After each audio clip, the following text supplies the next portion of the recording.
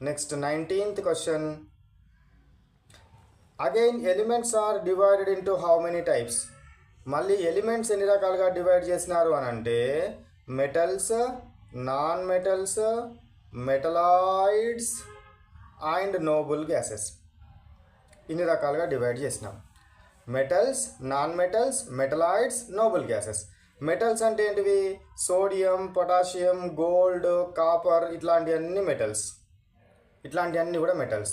Non metals ఏంటిది? Hydrogen, helium, next వచ్చేసి boron, carbon, nitrogen, oxygen, fluorine. So ఇవన్నీ కూడా ఏంటివి? Non metals. మెటలాయిడ్స్ అంటే ఏంటివి? ఆర్సనిక్, యాంటీమోనీ, సిలికాన్ లాంటివి మెటలాయిడ్స్. నోబుల్ గ్యాసెస్ చెప్తారా? Helium, neon, argon, krypton, xenon, radon, ఆర్యన్, ఓగనాసిన్, ఓజీ. సో ఇవన్నీ ఏంటివి? Nobel gases. ఓకేనా? సో ఇట్లా మనము డివైడ్ చేసినాం. ఎన్ని రకాలుగా? 4 రకాలుగా డివైడ్ చేసినాం. 20 question. Compounds are divided into how many types? మరి కాంపౌండ్స్ ఎన్ని రకాలుగా డివైడ్ చేసినారు? Organic compounds and inorganic compounds. Organic compounds అంటే carbon containing compounds. Inorganic compounds అంటే కార్బన్ లేని కాంపౌండ్స్.